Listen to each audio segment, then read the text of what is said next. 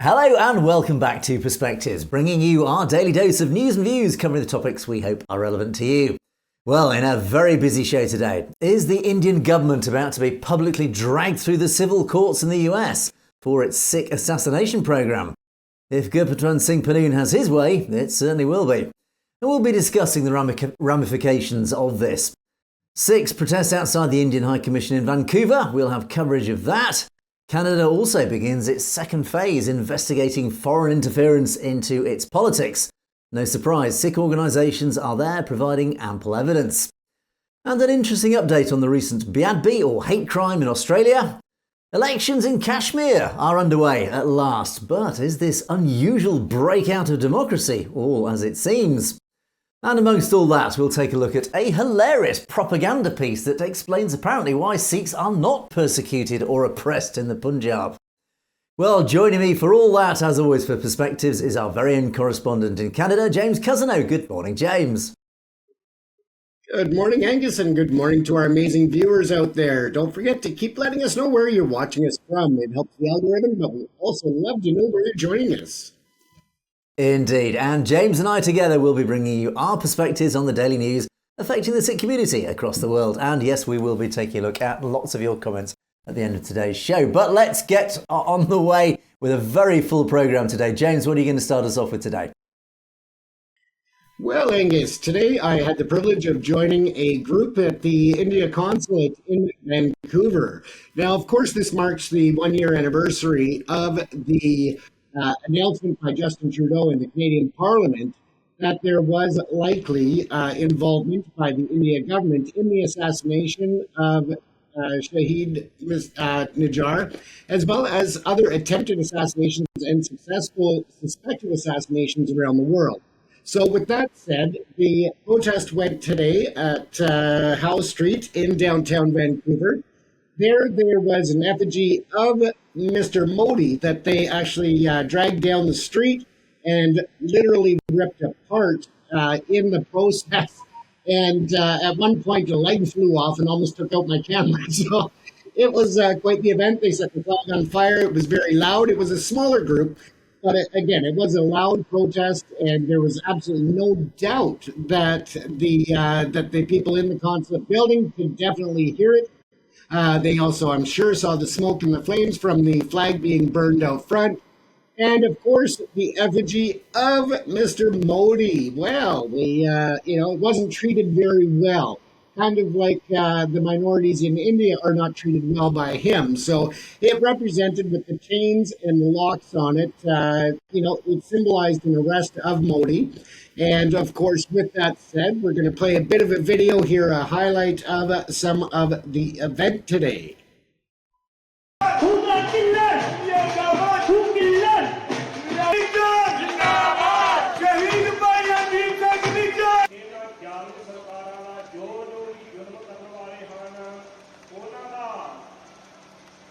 Savage TV. As you can see behind us here in Vancouver, British Columbia, the protest is happening outside of the Indian Consulate here on the street.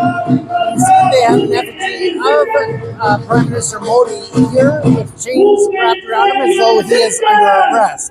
You can see that the small group here, but very vocal and very loud, are sitting outside of the consulate, and I'm sure that they can be heard well and clear inside the building. Once again, this is James Cousineau in Vancouver, British Columbia, reporting for Savage TV. Zindabad, Zindabad, Zindabad, Zindabad. Khalistan! Zindabad, Khalistan! Zindabad, Khalistan! Zindabad, Khalistan! Zindabad, Khalistan, Khalistan, Khalistan,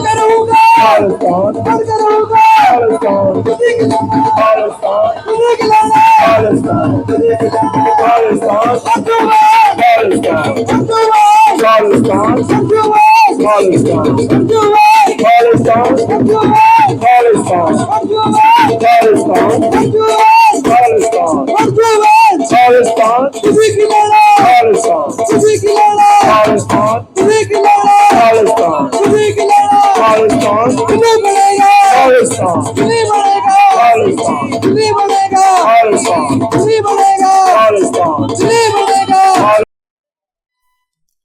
So as you can see there was a lot of chanting. They were chanting things like "Who killed Najir?" And of course, that was responded to by the crowd, including the government of India and Modi. So it was quite the lively event. It definitely was noticed by others going by. There was a major cruise ship by Princess Cruise Lines in berth in Vancouver today. So the thousands of tourists that were coming out and enjoying their day at shore or pre-boarding before they head to Alaska were also taking part in a lot of video and footage as well. So they were really successful in raising awareness to the international community through that tourism rush of people that was coming through the area. Also of note, you'll notice in one of the clips there that there's an individual with a camera who is kind of by the building, and you'll notice him. He is the antagonist, we'll say, of the Sikh community and Sikhs for Justice. This is the individual who likes to report on let's just say less than facts and make accusations against Sikhs for Justice at different events, and tends to exaggerate the reports. He, reports that there's violence and things at these events. As you can see, it was a very peaceful protest. Hats off to the Vancouver Police Department. They did a great job. They had blocked off the street at both ends, so there was no traffic coming through, and to keep everyone safe. So again, they really did a great job. They just stood back, observed, and stayed out of the way of the protest. The only complaint that the officers had at one point was that the PA system was quite loud and echoing through the downtown core. So they asked to take it down a notch or two. But other than that, they just observed and were very respectful of what was going on there. Of course, in addition to the Najir death and the awareness of the Indian government's potential involvement in these assassination attempts and successful assassinations around the world, they also brought up human rights issues as well as arbitrary detention and jailing of opponents of the Modi government. So there was a lot to be spoken about, a lot of concerns to be raised with the government of India. And overall, it was a smaller crowd, but I do believe that it was a successful event. And they do commit to being there on the 18th of every month going forward to make sure that their voices are not forgotten and that Mr. Nadir is not forgotten. So that's where we're at, Angus. It was definitely a beautiful day for a protest in Vancouver. Yeah, this is great to see, James. Always great to see the Khalistan flags waving as a massive tribute to the Khalistan cause. But of course, seeing the Indian flag, I mean, I should be buying shares in an Indian flag manufacturer, the amount that are being burnt on these occasions. And I have to say that the health and safety in me winced slightly when I saw that gentleman pouring petrol from a cup onto the burning flames. I did recoil in horror at what the potential disaster that could cause. But anyway, yes, no, it is great to see, and it's great certainly to hear that there will be a regular turnout of this. And I think what's important about events like this, even though relatively small in number, I think the point was obviously made outside the building. But more importantly, actually, as you alluded to there, James, there are tourists in town, and there are, of course, the general public walking past, looking at this sea of wonderfully beautiful flags, thinking, what's it all about? So these things raise awareness. It's not just making a statement against the Indian High Commission. It's actually making a statement to the public, and people are asking questions. What is Khalistan? What are these people protesting about? It's provoking the people to find out more about the whole cause. So these, however small these events are, just the fact that there is a large amount of very colourful, bright flags, it gets that message out subliminally and more publicly, which is fantastic. So, yeah, well done to the turnout. Great to see those guys, and fascinating to see what effect these ongoing protests will have, James. Absolutely, Angus. And as we move along here, we're going to keep on this theme of the India government. Now, this story is still breaking, and there's a lot of information online that you can look up.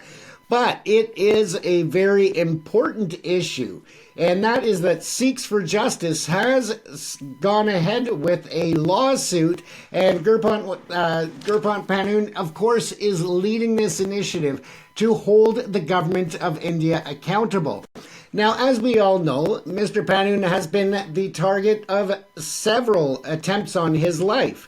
And these are at the behest of the India government, the RAW agency, and others within the different levels of agencies and government in India. So with this, of course, we also know that there have been arrests made in the killing of Mr. Najjar, as well as the attempted assassination of Mr. Pannun. So now he is taking to the U.S. court system under what's called tort law or civil litigation. And he's going after them for the damages and the injury sustained emotionally, not to him only, but also to his family and his work. I mean, he is a activist, but he is in no way a terrorist, as the India government likes to paint everyone who stands up and speaks out against them or is in any way critical of the way they run the country. With that said, the U.S. Federal District Court will be the avenue for this. And of course, with that said, the other important issue is to keep in mind whether or not the India government engages in this lawsuit, because if they do, it could be very interesting to see what happens in the discovery process. Now, the discovery process is where both sides get to gather evidence or ask the court to order the other side to provide different documents or information that the other party has in their possession. Now, of course, I think that the India government is not going to respond to this suit, and they are definitely not going to provide a lot of detail, in my opinion, but it's going to be very interesting to see how this plays out in the New York court system.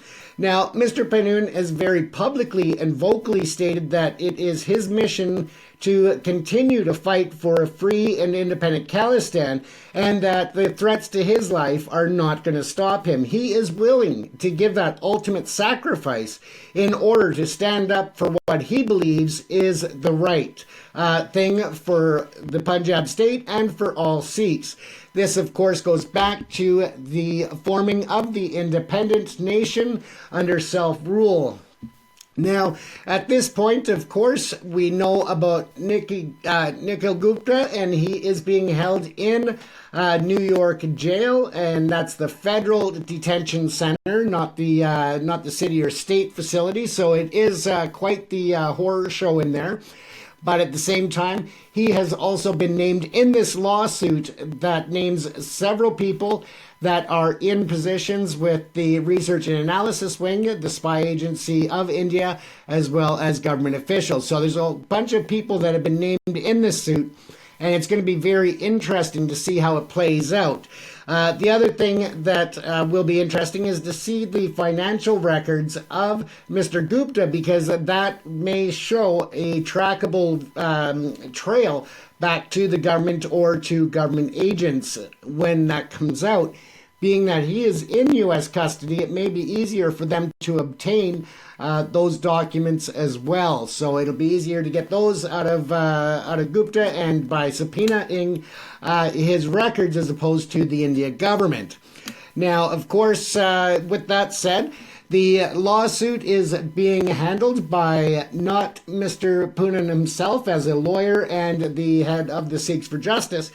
He is the one taking the legal action, but the lawyers of record are Matthew Borden of Braun, Hagee and Borden LLP. So a very large and reputable firm. They've represented Mr. Pannun and Sikhs for Justice in the past. They have a very long working relationship. So once again, they are very familiar with all of the threats and all of the issues that Sikhs for Justice and Sikhs overall have faced over the last, many decades. So they are familiar with it. They are up to speed. So they have not taken this on lightly. They know what they're getting into. They know that it's going to be a long road ahead. But Angus, it's interesting to see how this is going to play out, not only here in Canada, but around the world, because we know that there are situations there in the UK and in the US and Canada. So we'll see what comes out of this. Yeah, Gurpatwant Singh Pannun is a very shrewd operator. He's a very clever guy, and clearly he's very accomplished. He knows exactly what he's doing in this process. And he's managed to not just launch this incredible referendum across the world, but has also, frankly, managed to stay alive against all the best intentions of the Indian government. So yeah, he's quite a foe. And I'm sure the Indian government are probably thinking, they might have bitten off more than they can chew with Mr. Pannun. So well done to him. Now, the court case, of course, it is a civil case as opposed to criminal. But I think he's launched this case very deliberately because, firstly, what is the likely outcome of this case? I mean, the chances are he may win it. But what actually will be the outcome is, even if the Indian government are found guilty, is the Indian government going to be forced to, cough up some financial compensation? I don't know. It's going to cause a bit of a diplomatic storm, and I'm sure even the US government will be in a slightly uncomfortable position about, okay, how do we handle this? But I don't think that's even the intention. I don't think Mr. Pannun is after money, ultimately. What this is all about, it's highlighting, it's getting into the public domain what India are up to. It's making sure that India are held to account in a public legal forum, that what they've been up to is displayed publicly, is then reported across mainstream media, as indeed it will be. So I think the whole purpose of this case is not just about winning compensation, obviously. It's a bigger story that Mr. Pannun is trying to achieve here. It's all about the publicity. It's drawing attention to what India have been up to.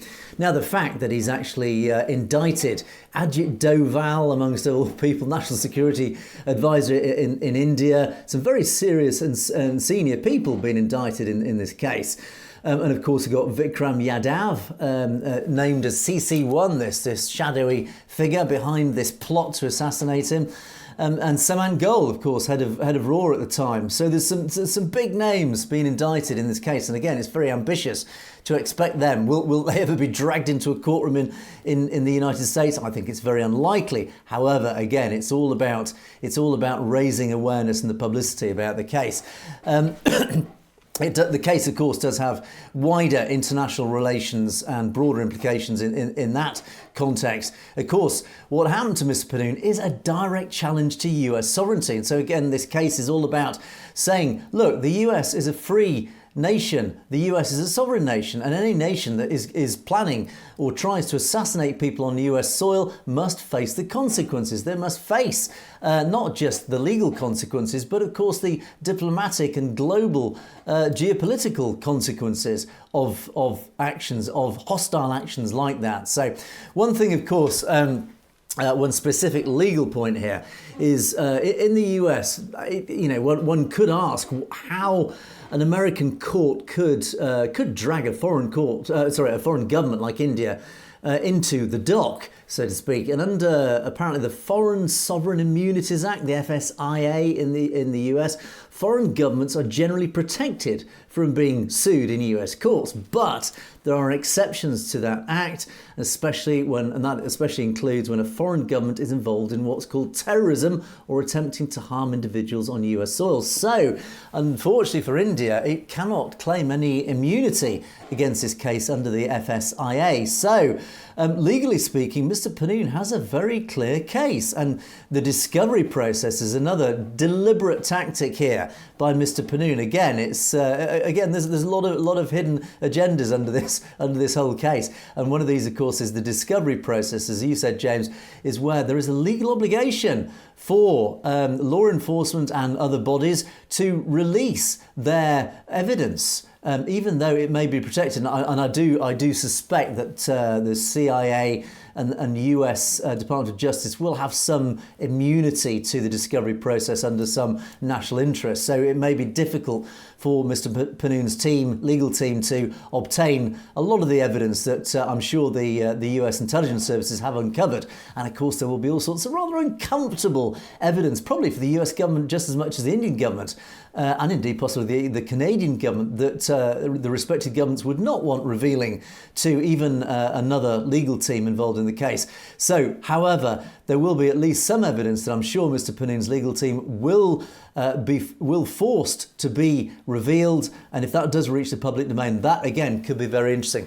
So, as I said at the beginning, a very fascinating case. I think my hat off to Mr. Pannun. He certainly has the cojones to take on the Indian government through including through the US court. Our very best of luck to him, and we will follow this case very closely because I think it could reveal a lot of interesting things over the coming months, James. Absolutely, and I'm sure that the Canadian government, with their investigations, will be keeping a close eye on information that comes out as well. Indeed, absolutely. So, as I say, we'll follow this case very closely, and I will point out to our audience that my podcast tomorrow with Bhajan Singh Binda, we are probably going to follow this case in a little bit more detail as well. We'll be discussing it. We'll be doing the interview probably tonight, and we'll upload that interview tomorrow. So keep your eyes out for that if you are interested in following this very story, which, as I said, I have no doubt will reveal all sorts of very interesting facts and uncomfortable truths for all concerned. Okay, let's get on to my first story. Let's change the subject slightly. Let's move across to Kashmir. And finally, would you believe it, elections are underway in Kashmir. It's taken a while, and we've talked a lot about Kashmir over recent months and the sad situation of the failing, or not even failing, just the complete vacuum of democracy that's been going on in Kashmir for quite some time, certainly since Modi took complete control in 2019. But yesterday, voting began in the first local elections since that cancellation of its special semi-autonomous status, which did, unsurprisingly, spark fury across the territory, which is also disputed with Pakistan. Now, many in the Muslim majority territory of the 8.7 million registered voters still remain bitter over that 2019 order by Narendra Modi that was then supported by the Supreme Court, that revocation of one of the articles of the Constitution that gave Kashmir its special reserve status. But a federally appointed governor has controlled the territory since, with the first regional assembly election in a decade viewed by many as being more about exercising their democratic rights than actual practical policies. Now, voters were seen queuing under heavy security in this three-phased election, which will be staggered geographically, primarily due to security arrangements and logistical challenges in what is, of course, a very mountainous region. Now, in that area, there are about 500,000 Indian troops deployed, battling this 35-year insurgency, of course, as we've reported regularly, which tens of thousands of civilians, soldiers and rebels are being killed, including, of course, many dozens this year. Now, Modi himself has urged people to vote in large numbers and strengthen what he called the festival of democracy. So it all sounds very wonderful, doesn't it? Of course it does, according to Mr. Modi. And retired government officer Mukhtar Ahmad Tantray locally apparently was quoted as saying, "Our problems have piled up.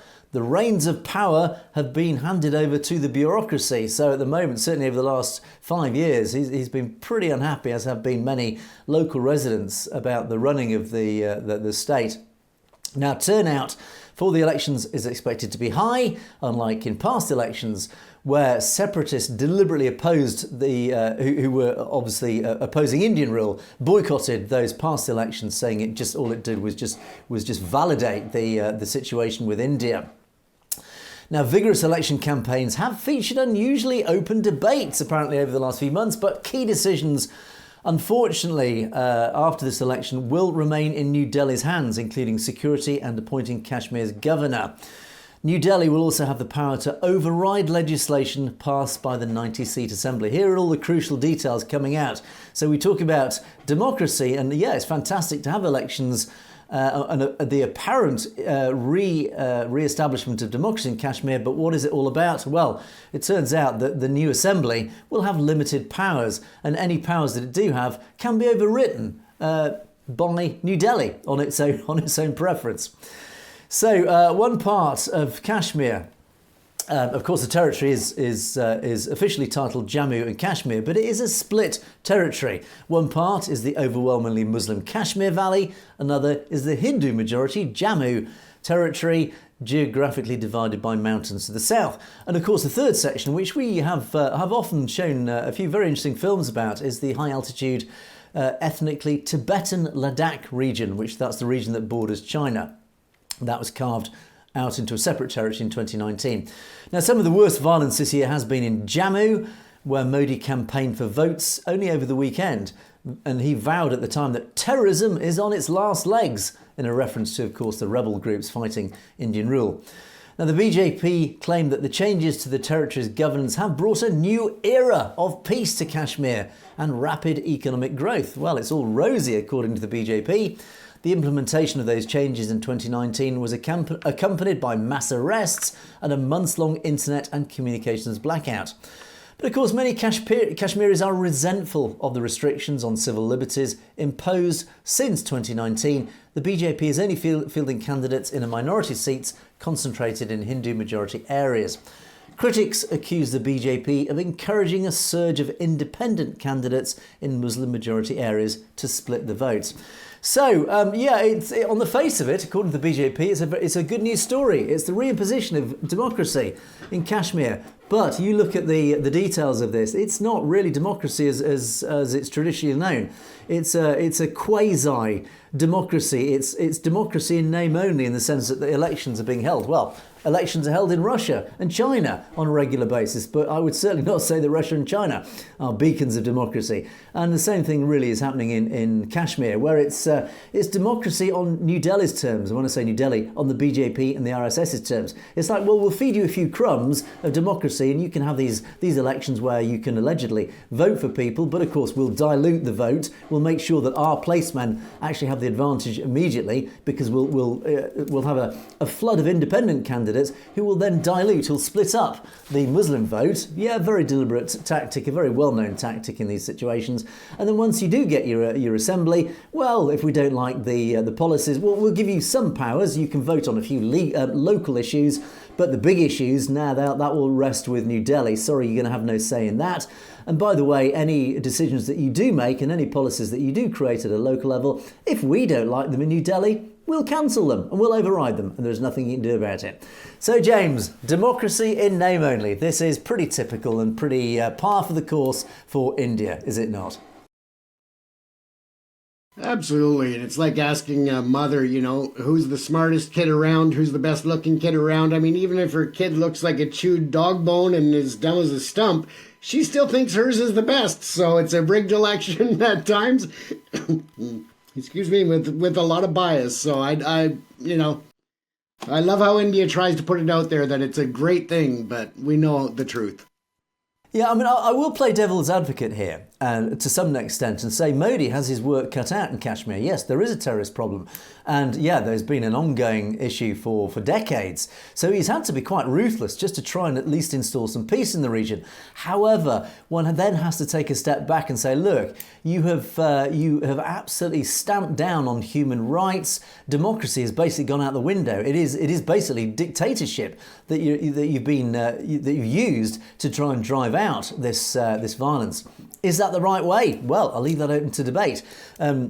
There are pros and cons about that approach, but certainly when it comes to human rights and the standard issue, the standard justification of democracy, I'm afraid it does fail pretty poorly there. So anyway, we'll follow that story as it unfolds. We'll bring you the results as and when they come out, and then, as I say, we'll see how democracy New Delhi style works out in Kashmir over the coming year or so. So let me zip on, because we've got a lot to get through today. Second story is, James, I'm sure you'll be covering this in more detail as it unfolds, but the second part of Canada's Foreign Interference Enquiry has begun this week. And of course, unsurprisingly, a national Sikh coalition has provided input on these proceedings and will do to a great extent as it did in the first phase of this. And it will be led by analyst and respected community figure Prabjot Singh. He's the editor of Panth Punjab. I'll just quickly play a quick his introduction, or 1 minute of his introduction to this thing, and he makes his stance pretty clear. Let me just play this for you. The Sikh coalition representative next, if you are on the Zoom. Good morning, Commissioner. My name is Prabhjot Singh, and I am legal counsel for a coalition of Sikh organizations jointly participating in the commission to advocate for the concerns of the Sikh community in Canada. I'll be joined by co-counsel Balpreet Singh.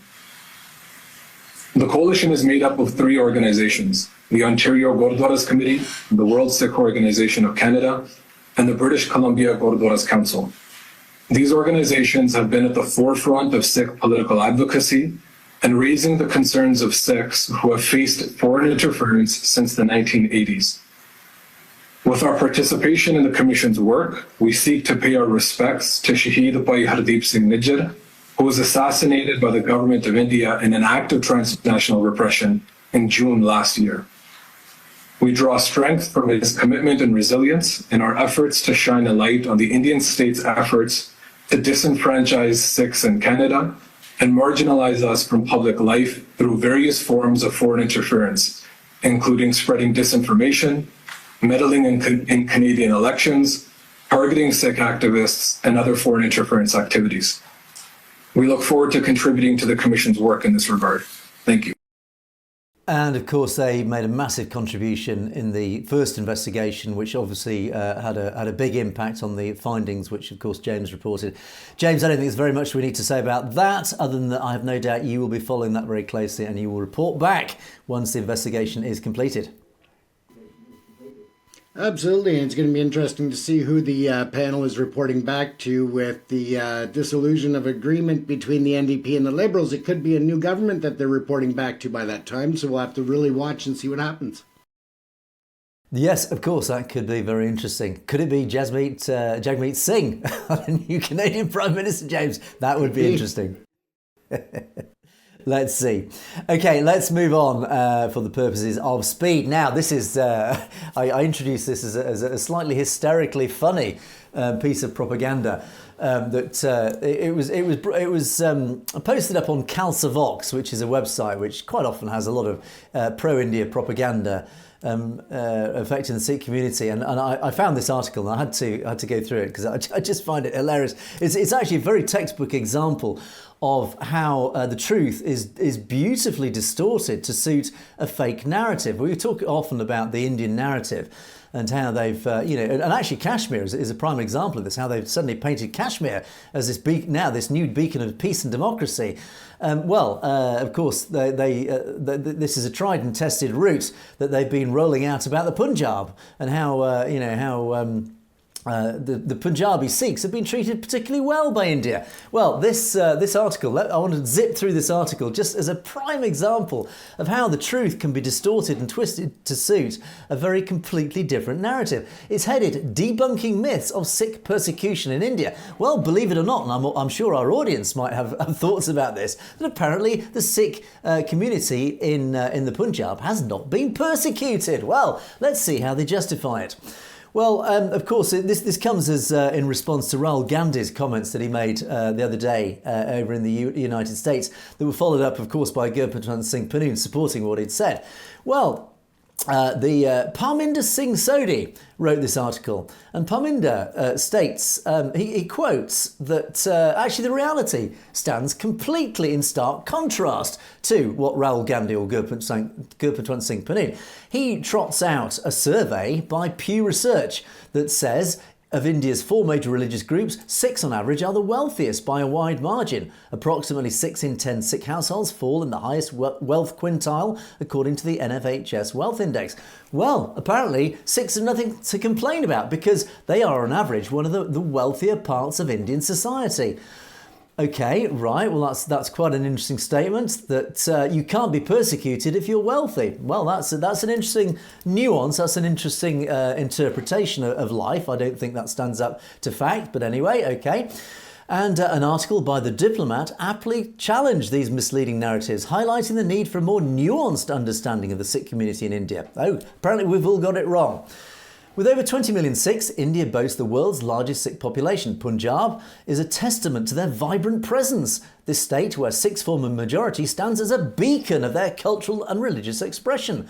Gurdwaras, houses of worship, dot the landscape, serving as community hubs and symbols of their unwavering faith. Yes, of course they do. It's the Sikhs' homeland. Why is that a surprise? That can't be held up as a reason that they're not being persecuted. Sikhs in India are not facing genocide or persecution. Well, apparently they're not, because this piece of propaganda says they're not. To claim widespread persecution ignores the reality of Sikh representation in government, police and judicial services. It overlooks their entrepreneurial spirit, driving economic growth in various sectors. It negates their contribution to interfaith dialogue and social work, actively bridging communities. Now, there is so much here that I could pick apart and tear apart as just an utter distortion of reality, but it's interesting as a textbook example of how you can cherry pick facts and spin a false narrative. It also, of course, here we go again, it refers to Khalistan separatists, those evil terrorists, which paints Sikhs as an oppressed ethnic and religious group fighting for freedom, tends to obfuscate key facts. Punjab conducts regular free and fair elections, with local Punjabi Sikhs winning key positions. Oh yeah, really? Yes, of course. But we come back to the more insidious, the more sinister tactics. Yeah, you can have a democracy like it's held in Russia and China. They are supposed democracies because they have elections. Yes, Russia and China both hold elections, but they are not democracies. And yes, Punjab has elections. But are they free and fair? Are there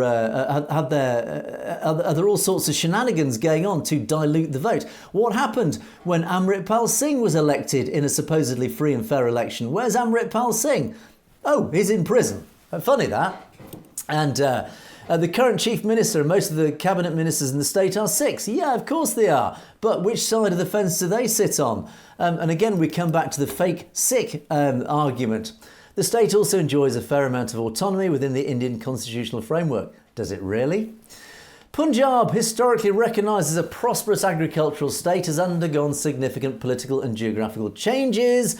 And then it talks about the Punjabi Suba movement and claims that Punjab was created to appease the Punjabi Suba, that's the independence movement. I mean, Sikhs would be the majority, aiming to create a state where Punjabi-speaking Sikhs would be the majority. Well, it's funny then that the Punjabi language is being driven out deliberately by a policy by the Hindu government. Where does that stand in this article? That's not mentioned, etc., etc. Now, a recent survey indicates that up to 93% of Sikhs in Punjab express pride in being Indian, challenging the notion that the majority desires an independent Khalistan. Oh, this is sinister in the deepest. Now, it's a well-known fact that surveys always produce the answers that the commissioning entity wants. That survey had two questions. Are you proud to be a Sikh? Second question, are you proud as an Indian? Now, of course, a vast overwhelming majority said yes, they were proud to be a Sikh.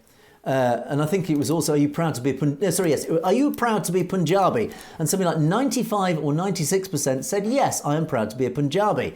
Next question, are you proud as an Indian? So it's a very open question. And 93% said yes. Well, of course they're going to say yes. It's a very leading question.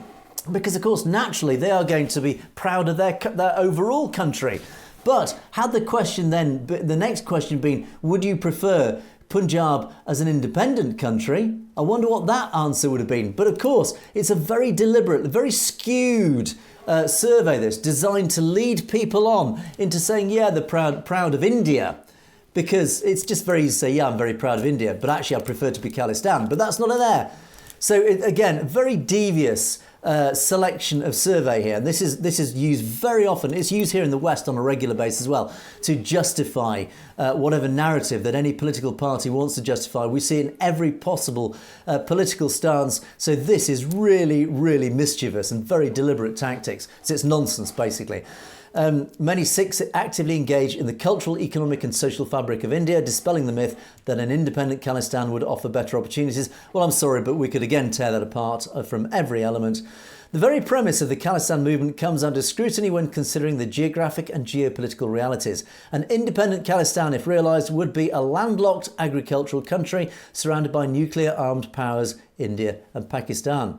Yes, it would. Now, what you don't realise when you're saying that, it is the breadbasket of India. It's got massive natural resources. Its agriculture feeds most of India. It's got 5 rivers. It's got massive water resources, not just to feed the agriculture, but to water and irrigate large parts of India. So when you're implying here, it would be an isolated land that couldn't support itself. I've got a rude awakening for you, Mr. Whoever wrote this. What was his name? Mr. Parminder Singh Sodhi. I'm afraid Khalistan would stand completely independently and self-sufficient because firstly it's got the natural resources, it's got the human resources. Secondly, it would have the support of the West. It would have the support of some very wealthy nations. Israel is a tiny country with virtually no natural resources. Look at Israel, one of the most powerful nations on the planet. Do you think Khalistan couldn't stand up shoulder to shoulder with a nation like Israel? You don't think Khalistan has the natural resources, the will, the capability and the international support to stand on its own? Well, I've got a very rude message for you, Mr. Parminder Singh Sodhi. It certainly does. This article is hilarious. I'm sure our audience will have lots of comments to push back on this audience. But James, as a prime example of propaganda at its finest, does this article not stand as testament to that? Absolutely, Angus, and the fact that he acknowledged that the Sikhs are more wealthy and they are very keen on the entrepreneurial spirit. I mean, it shows they know that they're not getting handed anything. They've got to work their asses off twice as hard to get what they want in the oppression of the Sikh culture by the Indian government and others. So, yeah, he answered that one right there, that yes, they could be self-sustaining. Yes, they could succeed. And I love the fact that he even acknowledged that Punjab is their historical homeland. So, it is full of contradictions, isn't it? It is. And I do draw parallels to Israel and the Jewish people because the Jews are a driven people. Yeah. And they're a very proud people. And Israel has been a remarkable success because purely how driven the Jewish people are. The same with the Sikhs. The Sikh community, the Sikh people, historically are a driven people. They are driven by Sikhi, they're driven by the fundamental morality of Sikhi, but also by just genetically, for some reason, they are a very powerfully driven race. And I have absolutely no doubt, as you've just said there, James, they're entrepreneurial for a reason because it is in their genes to get off their backsides and build nations, build businesses, build success, build lives. We've seen it in the diaspora. How many of our audience have fled the Punjab and built from nothing? Businesses, lives, families, successful businesses, they're a driven people. So when I read this and I laugh out loud, well, yeah, absolutely. You said it yourself, Parminder. They are a driven people. They're a wealthy people because they get off their backsides. They build stuff. And Khalistan, they will build a nation from nothing. And it's not from nothing. It's from already a high level of natural resources. So, yeah, I think this is a wonderful article for so many reasons. It just highlights so much. So anyway, we must move on, James, because we're running out of time already. Okay, so thank you for that story, Parminder. That gave us a great laugh. My final story of the day is just a quick update. There was that dreadful hate crime, Beadbi, in Australia. It was a video that was spread around social media a couple of months ago that was believed to have originated from Germany. And it was the burning of several Gurbani and outside and apparently inside a Gurdwara, and it was pinned down to Perth in Western Australia. Now, I'm very delighted to report that Western Australia Police Force have just announced a 20-year-old man has been charged in relation to this incident, which occurred outside the Canning Vale Gurdwara on Tuesday, the 27th of August. The incident, which was shared on social media, caused significant emotional distress to the Sikh community in Western Australia and, of course, globally, because it did spread globally. The man has been charged with conduct intended to racially harass. The investigation is ongoing. At this time, it is believed that the 20-year-old man acted alone, and of course they do request the public to avoid any speculation and to share information only from credible sources. So they're not giving much away at this stage. Of course they can't. It is an ongoing legal case, but we are very pleased to report, well done to the Australian police. They've managed to track down the perpetrator of this, and he's going to face the full force of the law. And very, very upsetting situation, of course, but great that they've found out the guy who's done this, and hopefully it will act as a deterrent to any of our Hindutva people out there who want who have the same idea of committing really what is just the most offensive thing you can do to a Sikh, and that is to do any harm, any damage, any sacrilege to the sacred scriptures, James. So good, well done to the West Australian Police. Absolutely. It's not only a message to Australia, but also to the world that this has got to stop. I mean, there's no place in society for harassment and intimidation of anyone based on religion, belief, or any other reason. Indeed. Right, let us move on to our final section, our comments section, and a couple of sets of comments we'll cover today. After our nuclear arms race discussion just the other day. KK145 makes a very interesting comment actually here. Whenever Khalistan comes into existence, half of India, Air Force fighters, tanks, nuclear arms and half of the economy should be transferred to Khalistan. Well, I think to be fair, this is probably a little bit ambitious to demand when Khalistan finally breaks away through its democratic mandate. I think it would struggle to justify to India that Khalistan should walk away with half the armed forces. I think India might have something to say about that. But it is actually quite a pertinent point, and it does raise a lot of questions, actually. Now, and in fact, this same argument, this same discussion did actually come up here in the UK when Scotland had its referendum to break away from the United Kingdom. And of course, the Scottish nationalists demanded, well, we want to take half of the armed forces, the British armed forces. It is actually a perfectly valid argument. Of course, they say, well, we contribute as part of the United Kingdom. Scotland contributes massively, as it does. The Scottish regiments have a fabulous, wonderful history in the British Army. The battle honours goes back centuries. So, of course, yes, they do have a claim. And they, of course, have a financial claim on the armed forces, as indeed Khalistan would have some sort of claim on the Indian forces. Of course, Sikhs have and still do form a huge part of the Indian armed forces. They, in fact, ironically, have a disproportionately positive contribution to the Indian armed forces. So there is absolutely no doubt that Khalistan itself would have a probably almost disproportionate demand upon India to say, look, we've got to have a claim on some of the military hardware, the military resources. I will leave that up to the lawyers, James, but I don't think they can claim half. But I think they probably do have an argument to at least claim certainly some of it in that discussion. Well, the ambition of going for half, it sounds like a celebrity divorce in Hollywood.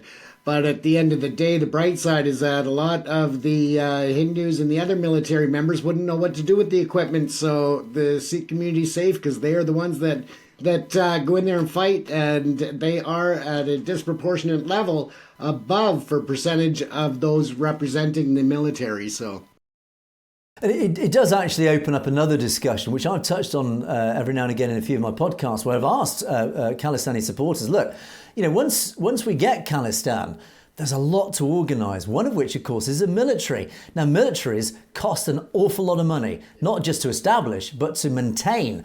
They are a money pit at the end of the day, and they are not a commercially positive entity. In other words, they don't produce a profit. They are literally a support service of a country. They are a financial drain in the sense that you just have to keep pouring money into it. Now, of course, they serve a purpose. They are to defend the nation. But ultimately, you've got to have the financial resources to support it.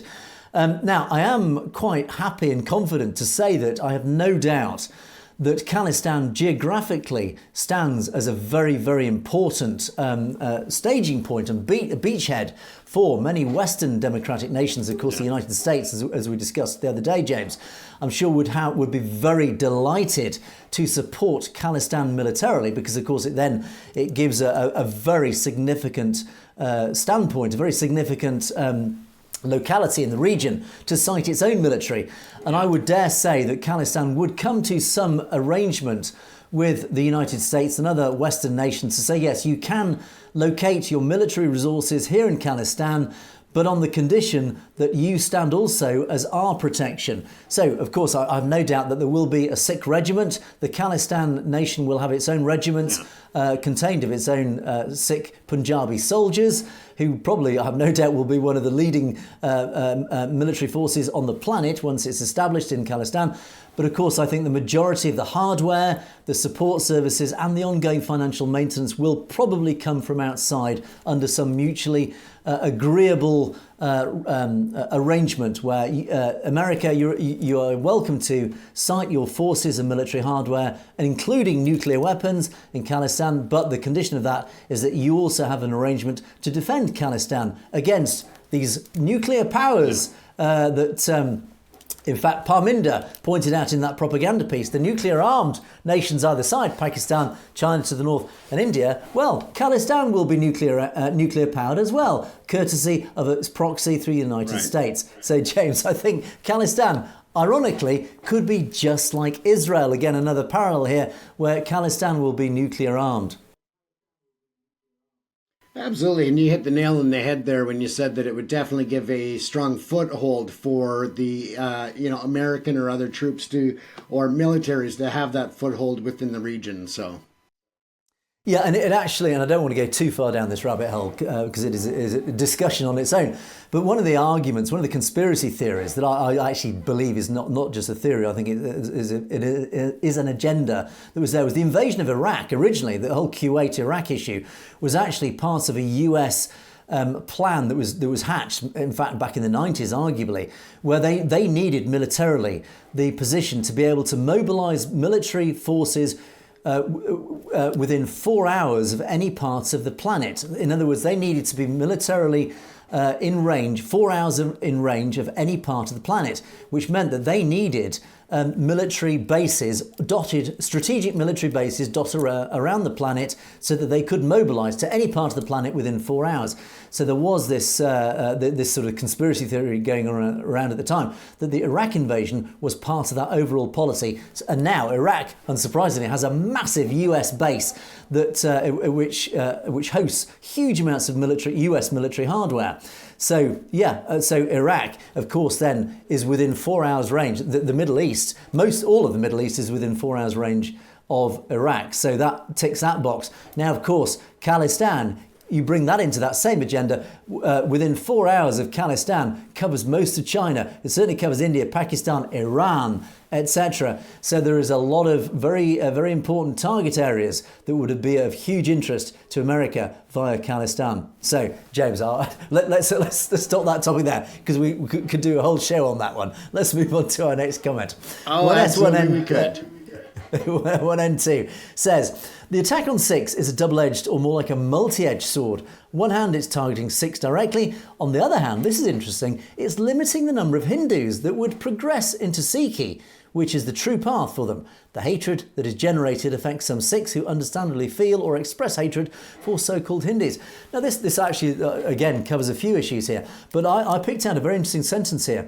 It limits the number of Hindus that would progress onto Sikhi, which is the true path. So actually what you're saying is actually the Indian government is deliberately trying to prevent many Hindus who would otherwise want to convert to Sikhi from doing so. Of course, we talked about the Dalits historically since 1947 and Dr. Ambedkar, who potentially could have converted to Sikhi, and he would have brought the Dalits, hundreds of millions of Dalits, the lower caste in India, would have followed suit and become Sikhs themselves. So, of course, 1S1N2 is bringing up this argument that actually the Brahmins effectively are preventing deliberately Hindus from converting to Sikhi. They fear that conversion. So, interesting point there, James, I would say. Yeah, it's the story of oppression once again that rears its ugly head. And finishes off there with the hatred that is generated affects some Sikhs who understandably feel or express hatred for so-called Hindus. Coming back to one of our other commenters who is quite adamant that all Hindus are evil. And actually, I think this partially justifies why that is the case. And so it says some Sikhs do feel that way and explains why that gentleman does feel that way. So thank you, S1N2, for that comment. Gurmeet Singh says, India got nothing but propaganda. They're lying about everything. Well, all I need to do, James, is refer back to that hilarious article, Parminder's article that we just talked about. They are full of it, aren't they? That's right. Growell Sukhwinder. Growell says, you both will be responsible to hand Khalistan's media. Well, James, the Khalistan Broadcasting Corporation, KBC, will we be lead anchors, we hope, for the Khalistan Broadcasting Corporation when that happens. We'll be there at the front of the queue. That's right, and we won't be run by Murdoch. We certainly won't. We will be Khalistan's independent media. So let's make that happen. Right, and here we go. Let's wrap up with just a quick update on our audience locations. Thank you for these. Do keep them coming again. It's great to see where you're all calling from, or sorry, where you're all watching from or commenting from. Flag City Truck Wash Services. There's a plug for Flag City Truck Wash Services, if I've ever heard one. In California, welcome to you from the West Coast. Over on the East Coast, we've got a lot from the East Coast. Washington, D.C., we've got Icon Car, Haji Tarosha with a lovely comment saying, greetings, he's watching from Washington, D.C. You both are incredibly great. Your chemistry is marvellous. I, along with thousands, enjoy your programme immensely. God bless you both greatly. Well, God bless you too. Thank you for your wonderfully kind comment for that. Also on the East Coast, we've got Lakvir Singh and M. Verdi. Oh no, M. Verdi just says he's from America. That could be anywhere. But Lakverdi is over in New York. And I do know we have a good audience in New York. So welcome to you on both the East and, of course, the West Coast. We do know we've got a lot of people in the West Coast. Over in north of the border in your neck of the woods, James, we've got Gurvinder, who's up in Toronto, Charantor's in Ontario, Grewal himself is in New Westminster in, of course, beautiful British Columbia, James. Yes, New Westminster, just across the river from me. So yes, beautiful, beautiful city. Well, Growal, you must make sure you meet James at one of his out and abouts. So go introduce yourself. It'd be great, I'm sure, to meet you face to face. But thank you for all those comments. Thank you for letting us know where you are watching us from. It is fascinating for us to know where you're all sitting in front of your screens. And of course, we do know there are a few of you in the Punjab. Get the word out. We want more viewers in the Punjab, please. So spread the good word. Get those VPNs up and running so you can watch us over in the Punjab, and more Indians hopefully will end up watching us. Unfortunately, though, we must draw things to a close. The clock has beaten us once again. But that is it for Perspectives for today. Don't forget to keep those comments coming in, and don't forget to watch out for our podcast coming up that will be uploaded tomorrow. In the meantime, send us your comments in the public domain underneath our videos. Of course, you can email us directly at message@sutledgetv.com if there's anything you'd like to bring to our attention that you don't want to put in the public domain. But in the meantime, we must say goodbye from Perspectives. It is a goodbye from me, and it's a goodbye from James. Stay safe, everyone. Thanks for joining us. You have been watching Perspectives. We will see you next week.